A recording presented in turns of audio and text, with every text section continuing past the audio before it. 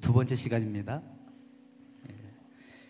저에게는 사역을 할 때마다 힘들게 넘어가야 할 한 가지 장벽이 있었습니다.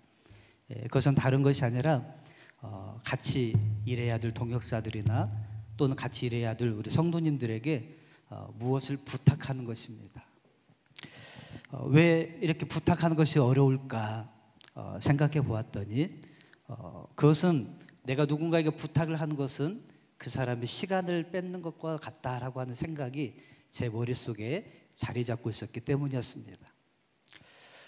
이것이 언제부터 형성되었을까 생각해 보니까 제가 어렸을 때부터 이 돈 계산을 할 수 있는 그런 나이가 되었을 때부터 저희 아버지께서 알코올 중독자셨는데 저에게 술 심부름을 시키시는 것이었습니다.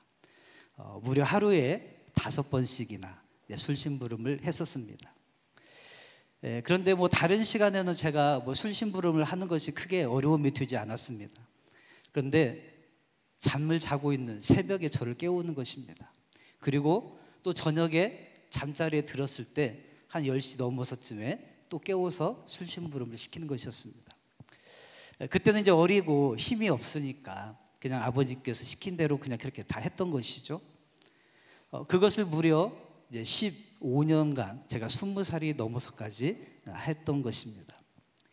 그런데 그것을 하면서 제 안에 드는 생각이 무엇이었냐면, 왜 우리 아버지는 나의 잠자는 시간까지도 다 뺏어 가시나, 나에게 부탁을 하시는데 그것이 결국은 저에게는 시간을 뺏는 것으로 드러나더라는 것이죠. 이것이 저에게 이제 자리 잡는 생각이어서 다른 사람에게 내가 무엇을 부탁하는 것은 그 사람의 시간을 뺏는 것이고, 또 그 시간을 뺏는 것은 곧 그 사람의 생명을 뺏는 거나 같다라는 생각을 갖게 되었습니다. 왜냐하면 시간이 곧 생명이라고 하는 생각을 제가 갖게 되었던 것이죠. 여러분, 나이를 다 한 살씩 잡수시죠. 근데 그 나이라고 하는 것이 무엇입니까? 시간에 쌓여진, 축적되어진 것이잖아요. 그러니까 내가 60년을 살았다, 그 얘기는 60세다, 이 얘기는 60년의 그 모든 시간들이 다 축적된 것이 여러분 아닙니까? 그러니까 나이는 시간이고 그 나이에 드신 만큼 여러분의 생명인데, 그러니까 시간은 뭐가 되는 거예요? 생명이 되는 것입니다. 그래서 시간을 부탁한 것은 시간을 뺏는 것이고, 그것은 곧 그 사람의 생명을 뺏는 것과 같다라는 생각이 제 안에 자리 잡고 있었던 것입니다. 여러분, 그래서 우리는 시간을 소중히 여겨야 될 뿐만 아니라 우리에게 주어진 시간들을 잘 분배해서 살아가야 될 책임이 있는 것 같습니다. 그래서 사람들이 이제 쓰는 표현 중에 어떤 표현이 있냐면, 시간이 없어서, 바빠서, 시간이 없어서, 이런 표현들을 많이 사용을 하지요. 특별히 전도할 때 그런 표현을 사람들이 많이 합니다. 예수 믿으십시오라고 하면 시간이 없어서, 바빠서, 이런 표현을 많이 하지요. 심지어는 예수님을 믿는다라고 하는 사람들조차도 예배합시다 또는 기도합시다 이러면 시간이 없어서요, 이런 표현을 많이 사용하더라고 하는 것이죠. 그런데 정말 우리가 생각해 볼 것은, 시간이 정말 없을까요? 그렇지 않습니다.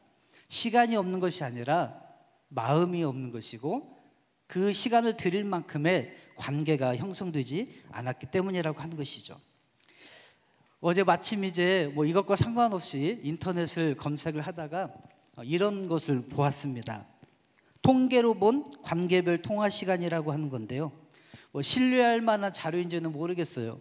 그런데 또 유머로 만들었다는 생각도 들긴 하는데, 어쨌든 이 시대에 우리의 모습, 자화상을 보여주는 것 같아서 한번 가져왔습니다. 한번 볼까요? 이렇게 만들었군요. 저는 하나의 표로 만들어 달라고 했는데, 자, 이게 이제 인터넷에서 나온 표현이니까 저와 상관없습니다. 자, 전화를 건 사람과 전화 받은 사람 있죠. 남자 놈이란 표현을 썼습니다. 근데 남자 놈이 남자 놈한테 전화를 하면 몇 분간 통화를 할까 하는 것이죠. 얼마나 걸릴까요? 네, 59초가 걸린다고 합니다. 자, 두 번째, 그건 남자 놈이 엄마한테 전화를 걸었습니다. 평균 통화 시간이 얼마일까요? 네, 50초라고 50초라고 합니다. 넘어갔나요? 네, 50초. 그 다음에 남자놈이 아버지한테 전화를 걸었습니다. 얼마나 통화를 할까요? 평균 30초라는 거예요. 여러분 한번 맞춰보세요. 그런데 이제 남자놈이 여자친구한테, 여친한테 전화를 했습니다. 평균 통화 시간이 얼마나 들까요? 네, 1시간. 네, 1시간 23분 59초를 통화를 하더라는 거예요. 자, 그런데 여자가 같은 여자에게 전화를 했습니다. 얼마나 통화를 할까요? 여자분들 한번 대답해 보시겠어요? 네. 자, 정답은 5시간 29분 59초랍니다. 네. 자, 근데 여자가 남친한테 전화를 했습니다. 1분 20초. 유부남이 여자친구가 생겼어요. 유부남이 여자친구한테 통화할 때는 얼마나 통화할까요? 자, 무려 6시간 43분 59초라는 것입니다. 놀라지도 않으시죠? 네. 자, 유부녀가 남친한테 전화를 했습니다. 얼마일까요? 네, 10분 59초. 자, 남편이 마누라한테 전화를 했어요. 얼마나 통화할까요? 네, 3초. 네, 3초입니다. 마지막으로 마누라가 남편하고 통화를 한 겁니다. 마누라가 남편한테 전화를 했습니다. 평균 통화 시간이 얼마일까요? 네, 안 해보셨어요? 남편들하고? 네, 한번 볼까요? 답을? 답 띄워주세요. 답. 네, 부재중 14통이라는 것입니다. 여러분, 이것이 보여주는 것이 뭘까요? 첫째는 여자들이 말이 많다는 것이고, 남자들은 별로 통화하는 것을 좋아하진 않지만, 그러나 유부남이 애인하고 통화할 때는 많이 한다는 것이죠. 무슨 말입니까? 현재 진행형으로 내가 뜨거운 감정을 가지고 있는 그러한 알맹이가 있을 때는 통화 시간이 길어지지만, 그러나 의무적이거나 형식적인 관계거나 또는 어떤 용건이 있을 때 통화할 때는 이 시간이 짧더라고 하는 것입니다. 여러분, 그러니까 관계는 뭐가 보여주고 있다는 거예요? 시간이 보여주고 있다는 것입니다. 여러분, 저와 여러분, 특별히 오늘 금요철야 기도회에 함께 하신 여러분에게 묻고 싶습니다. 여러분은 하나님과의 관계를 맺으시는데 얼마만큼의 시간을 나타내고 있다고 보십니까?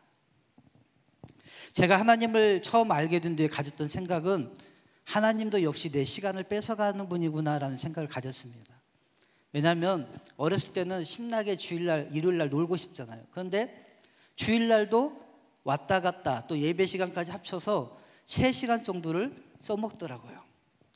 그러니까 하나님도 내 시간을 뺏어가는 분으로 생각을 했습니다. 그런데 점점 그런 시간들이라도 들이다 보니까 하나님에 대해서 이제 알게 되었어요. 그리고 관계가 깊어져 가기 시작했습니다. 그러다 보니까 다시 하나님과 같이 있고 싶은 시간을 내가 더 이제는 스스로 알아서 더 확보하기 시작하는 거예요.